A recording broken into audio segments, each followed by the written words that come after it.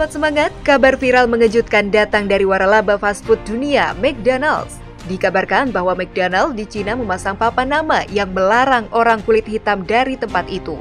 Kabar tersebut viral di media sosial yang mengatakan lokasinya berada di McDonald's Guangzhou yang bertuliskan, diberitahu bahwa mulai sekarang orang kulit hitam tidak diizinkan memasuki restoran.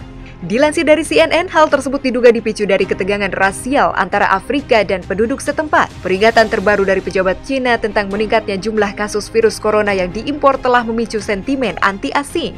Ditambah, orang Afrika di bagian Cina Selatan telah diusir dari rumah mereka oleh tuan tanah meski banyak yang mengklaim tidak memiliki riwayat perjalanan baru-baru ini atau kontak dengan pasien COVID-19. Seorang warganet dengan akun Twitter Black Liberty China mengomentari video tersebut. Melarang orang kulit hitam benar-benar gila. Dunia perlu tahu tentang ini.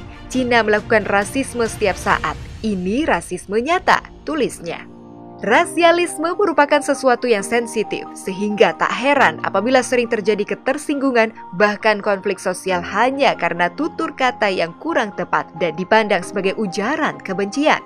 Berbagai macam tindakan diskriminatif rasial yang berkaitan dengan warna kulit marak terjadi di dunia, terutama di masa pergerakan cegah virus COVID-19. Seringkali kita yang merasa dominan selalu merasa paling hebat, sedangkan mereka yang minoritas selalu tertindas. Di sisi lain, pandemi COVID-19 membuat sebagian besar masyarakat harus beraktivitas dengan ragam kebiasaan baru yang ternyata menyebabkan kulit mengalami kerusakan. Lantas, bagaimana bangsa Indonesia memetik pelajaran dari kasus diskriminasi di dunia? Benarkah warna kulit memiliki nilai prioritas di bidang kesehatan hingga kehidupan sosial? Semuanya akan dibahas asyik dalam Semangat Siang Indonesia kali ini. Assalamualaikum warahmatullahi wabarakatuh. Selamat siang pemirsa. Jumpa lagi bersama saya Dita Ruspendi dalam program kesayangan kita, Semangat Siang Indonesia. Indonesia harus semangat. Harus semangat karena ini waktunya kita membahas hal-hal yang sedang viral di media sosial dan akan membincangkannya bersama narasumber yang berkompeten di bidangnya. Kali ini kita akan membahas yang namanya kulit. Kulit hitam memangnya kenapa sih gitu ya? Sudah kita lihat dari informasi pengantar tadi. Informasi viral di Cina ini adalah isu rasisme ya, diskriminasi terhadap suatu kaum yang minoritas. Ini memang masih terdengar bahkan di Indonesia pun yang menggadang-gadang yang namanya Bhinneka Tunggal Ika. Diskriminasi masih tetap terdengar di telinga kita.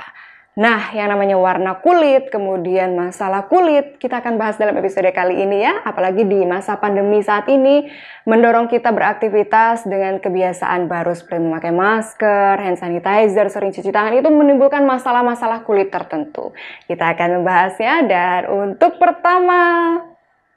segmen pertama kali ini, kita sudah terhubung bersama Jajaka, Kabupaten Bandung. Assalamualaikum, Muhammad Sando Herawan. Waalaikumsalam, Teh. Sampurasun Sando. Rampes. Damang. Alhamdulillah. Alhamdulillah. Jadi untuk membahas yang namanya diskriminasi, kita akan mendengar tanggapan dari seorang duta ya, duta ajang pemilihan bakat. Sando ini Jajaka tahun berapa Sando? 2013. Oke, 2013 ya. Kegiatan saat ini apa, Sando? Sekarang kegiatannya masih kerja aja sih sama kuliah. Cuman full kerja di Kabupaten Bandung di Dinas Perumahan Kawasan Permukiman dan Pertanahan. Wah, Masya Allah. Ini sedang viral, Sando, yang namanya diskriminasi kaum minoritas ya. Kulit hitam dilarang masuk ke sebuah restoran. Bagaimana tanggapannya, Sando? Nih dengar berita itu dan sempat baca juga ya berita yang lagi viral itu, menurut saya sih sangat sedih sekali ya mendengarnya gitu, karena hal tersebut tentunya tidak boleh terjadi lah hal seperti itu ya. Maksudnya hal tersebut kan rasis gitu ya. Sudah sangat rasis sekali gitu. Kaum mayoritas di sana yang berkulit putih sangat rasis terhadap kita yang berkulit hitam gitu, sampai tidak boleh masuk gitu, dan itu tidak berdasar sekali, apalagi alasannya karena yang berkulit hitam bisa menularkan virus corona. Itu tidak masuk akal sekali lah dengan alasan seperti itu. Menurut saya seperti itu sih, Tak. Kalau Sando sendiri pernah mengalami pengalaman serupa tidak? Kalau untuk diskriminasi ke tempat makan misalnya yang mayoritas berkulit putih ya, karena saya sendiri itu berkulit hitam gitu, tapi alhamdulillah saya belum pernah mengalami diskriminasi seperti itu. Cuman memang bagi saya sendiri gitu yang punya pengalaman, maksudnya pengalaman waktu kecil, memang pernah sih kalau misalnya kalau bullying terhadap warna kulit itu pastilah ya, yang minoritas, bukan minoritas, maksudnya yang kulitnya berbeda, maksudnya perbedaan warna kulit itu pasti pernah mengalami bullying gitu, apalagi dari masa kecil pernah gitu. Tapi kalau untuk diskriminasi di tempat umum, alhamdulillah sih belum pernah mengalami, dan jangan sampai saja ya mengalami hal tersebut gitu, dan semoga di Indonesia tidak kejadian seperti apa yang di Cina gitu. Gimana perasaannya waktu dibully waktu itu? Perasaannya cukup sedih, cuman karena dari kecil sudah sering mendapatkan bullying itu, jadi menjadi motivasi sih buat saya sendiri gitu, karena menurut saya warna kulit itu bukan menjadi sesuatu hal yang menjadi pembeda gitu ya, karena menurut saya warna kulit itu merupakan identitas kita gitu, dan kita harus mencintai dan memang harus bersyukur gitu dengan warna kulit kita, karena banyak sekali orang juga yang bermasalah dengan kulit gitu, bukan karena warna tetapi misalnya karena penyakit gitu. Jadi kita yang udah berkulit hitam, kita harus tetap bersyukur gitu dengan karunia Allah gitu. Yang penting kulit kita sehat, itu aja sih kalau dari saya terkait dulu pengalaman yang waktu kecil gitu. Kalau menurut Sando nih, apa yang bisa diperbaiki dalam kasus ini supaya yang namanya diskriminasi tidak mencuat ke permukaan? Menurut saya harusnya dari pihak perusahaan itu bisa memberikan klarifikasi yang jelas gitu kepada masyarakat terkait hal-hal tersebut gitu. Kemudian juga dengan pengumuman yang dia sampaikan di pelang pintunya, menurut saya itu hal-hal yang sangat kurang baik sekali gitu kalau misalnya perusahaan selevel McDonald gitu melakukan hal tersebut gitu. Harusnya dia mengkaji kembali gitu, apakah memang statementnya itu benar atau dia harus mengklarifikasi gitu ke masyarakat gitu, tanpa menyakiti salah satu ras atau suku gitu ya, misalnya contohnya yang berkulit hitam gitu. Nah menurut saya sih dari pihak McDonald harusnya memberikan klarifikasi itu gitu terkait dengan pernyataan yang dia sampaikan. Tentang diskriminasi itu sendiri, menurut Sando, pandangan Sando terhadap diskriminasi itu seperti apa? Menurut saya diskriminasi itu merupakan salah satu sikap yang membedakan secara sengaja ya. Biasanya itu oleh golongan-golongan tertentu, biasanya mayoritas golongan kepada kaum minoritas, yang dimana kesengajaan tersebut biasanya memiliki kepentingan-kepentingan tertentu.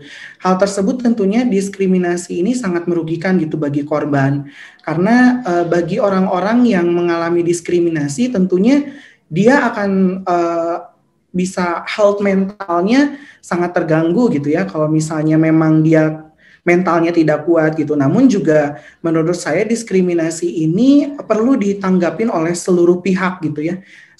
Oleh semua pihak, kita harus senantiasa bekerja sama, tidak boleh saling membeda-bedakan, apalagi kita di Indonesia gitu ya, menjunjung Bhinneka Tunggal Ika, berbeda-beda tetapi tetap satu jua gitu. Kita harus senantiasa bekerja sama tentunya dari seluruh aspek, baik itu masyarakat, pemerintah, dan rekan-rekan semuanya gitu. Kita tidak boleh saling menghina satu kaum, satu ras gitu, karena ya kita satu Indonesia gitu. Kalau menurut saya sih seperti itu. Kalau gitu siapa yang paling harus bertanggung jawab atas masalah yang terjadi terkait isu diskriminasi ini, Sando? Menurut saya sih ini seluruh masyarakat ya, seluruh pihak harus senantiasa bisa menjaga ucapannya, terus bisa benar-benar menjaga lisannya gitu, agar tidak menyakiti orang lain gitu, tanpa harus mendiskriminasi orang-orang gitu yang bisa dikatakan minoritas atau ras atau golongan tertentu gitu. Kita jangan sampai melakukan hal tersebut gitu. Menurut saya sih peran seluruh aspek masyarakat di sini sangat-sangat berperan gitu untuk memberantas diskriminasi. Sando punya pesan apa untuk barangkali sahabat semangat yang sedang menonton nih, kerap kali mendapat perlakuan diskriminasi atau dibully juga di lingkungannya. Pesannya apa, Sando? Baik, ada pesan tentunya buat sahabat semangat di sini dari saya gitu, bahwa kita harus bersyukur dengan apa yang telah diberikan oleh Allah gitu. Dan salah satu hal kecil yang biasa saya lakukan adalah saya selalu bercermin dan bilang bahwa I love myself gitu, dengan kita mencintai diri kita sendiri, tentunya kita bisa percaya diri gitu tanpa harus mendengar omongan-omongan orang lain gitu. Mau warna kulit kita hitam, mau warna kulit kita putih, kita harus senantiasa menunjukkan potensi-potensi yang ada dalam diri kita, karena menurut saya tidak, warna kulit itu bukan menjadi suatu hal kekurangan gitu, itu malah menjadi suatu hal yang lebih gitu. Kita bisa menjadi point center gitu ya, maksudnya dengan warna kulit yang kita berbeda, tetapi kita memiliki kemampuan yang lebih, tentunya itu bisa menonjolkan diri kita gitu. Oleh karena itu, buat sahabat semangat semua, menurut saya kita harus bersyukur dengan apa yang sudah Allah berikan, dan kita harus senantiasa mensyukuri karunia-Nya gitu, tanpa harus mendengar omongan orang lain yang senantiasa menjelek-jelekan diri kita. Tetap menjadi diri kita sendiri dan cintai diri kita sendiri agar kita bangga dengan diri kita sendiri. Itu sih. Baik, kita akan lanjutkan perbincangan kita pemirsa soal diskriminasi bersama Sando JJK Kabupaten Bandung 2013 usai jeda berikut ya. Jangan kemana-mana, tetap bersama kami di Semangat Siang Indonesia, Indonesia harus semangat.